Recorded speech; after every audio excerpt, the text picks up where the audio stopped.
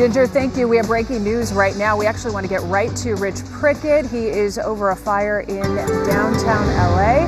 Rich, good morning. Megan, good morning. We're looking at a structure fire here in the downtown area. It's a two-story vacant commercial building, fully involved here. You see the roof that's already been burned through and collapsed.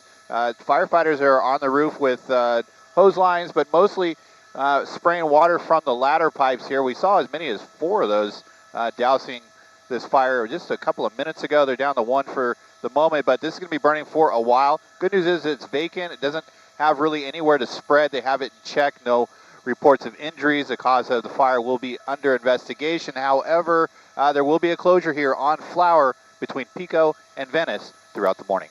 Megan, I'll send it back to you.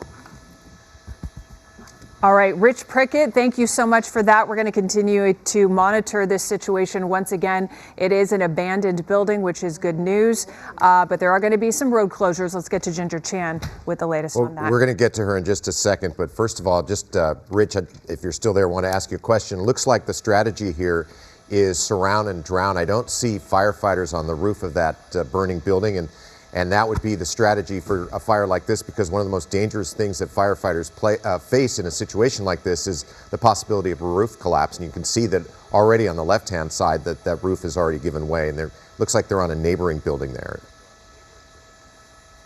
Yeah, indeed they are. So they're keeping an eye on it from the roof right next door. They don't have any concern at this point that the section they're standing on is compromised, but you can certainly see how much of the fire has spread over the last hour when this fire had started. Some firefighters in the back alley as well, just kind of keeping an eye on any sort of debris that might be in the way here or could potentially catch fire, maybe spread to a nearby building. But for right now, looks like they have it pretty well in check. Again, they have those ladder pipes that were dousing water into the building.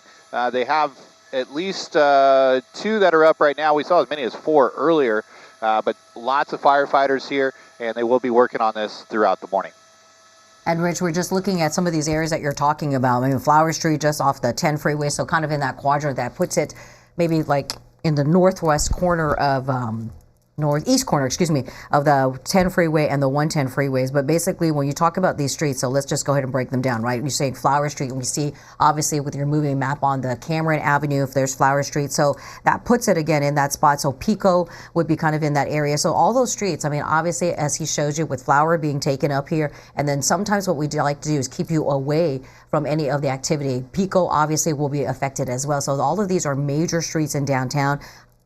Public transportation will probably have to divert around some of these areas, so that is something to consider. I mean, if you're going to be, your plans, obviously we know instead of taking Pico Boulevard, a lot of people will opt to go slightly farther to the north. You got Olympic as one way, which is great. Hopefully that will stay open. Venice Boulevard, I might actually stay away from that, and then you can tell to the top that would be one of the freeways that we're talking about, probably the 10 freeway, the 110 not too far, and then you see Figueroa is there in the mix. So I would say that instead of Flower, you have some of those options. We always talk about them, right? Whether it's Broadway, Central, Avalon to the east, all that to stay away from the activity. But this fire that is raging here in downtown LA, Rich.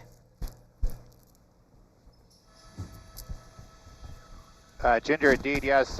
Lots of closures here. Still, well over a dozen fire engines that are here along Flower Street. So, again, this is going to be ongoing for throughout the morning. Once they have the fire out, they still have the overhaul. So they're going to bring in some heavy machinery and start working to put out any sort of stubborn areas and move out some of the debris. So it's going to be ongoing here for some time. Ginger. And when we talk about, too, Eric was mentioning that surround and drown method. So obviously we have this, looks like a roof collapse, right? Because we can see inside. And so sometimes what we'll see is sometimes in adjacent buildings, the firefighters will utilize those and put the hoses on there, but they're not going to be able to do any of that because it's just too dangerous of a situation. Or they'll be on, portion of the roof so that they can ventilate everything. They don't need to do that because the partial roof collapse that has happened here, and you can tell that there is a lot of a fire apparatus here as well. So there could be calling in some additional units. It does look like it is a major response here. Again, we want to make sure that everyone knows the commercial building fire. Megan was mentioning that it does appear to be abandoned,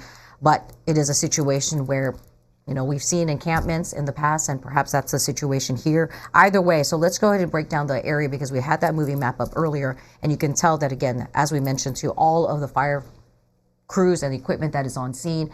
There is one of the ladders, and as Rich puts it up, so there's one of the smaller streets. It looks like it's Pembroke Lane, and then you see it on the other side would be Flower Street. That is also going to be taken in Flower, the major thoroughfare here. And then we talk about Venice Boulevard, Pico Boulevard. Those are some of the surrounding streets, and the reason that we mentioned to everybody that those are spots you're going to have to steer away from. You know, heading into downtown LA at this early hour, you would think that it might not be that busy, but that would be the time, whether it's business owners head there, employees. I know, you know, having worked at the produce markets or having been there early, this would be the time. And so some of these streets getting here, you can tell that they will be busy, and a lot of people can see that smoke. So I haven't noticed too much. I'm going to check right now whether or not there are many delays on that 10 and the 110 freeways, because those are the freeways that would see all that heavy smoke that Rich is over. But in general, that will start to develop into maybe a slow ride. People can see it. And Rich, as he pans up to show it to us, now we can see that the drive is still pretty good.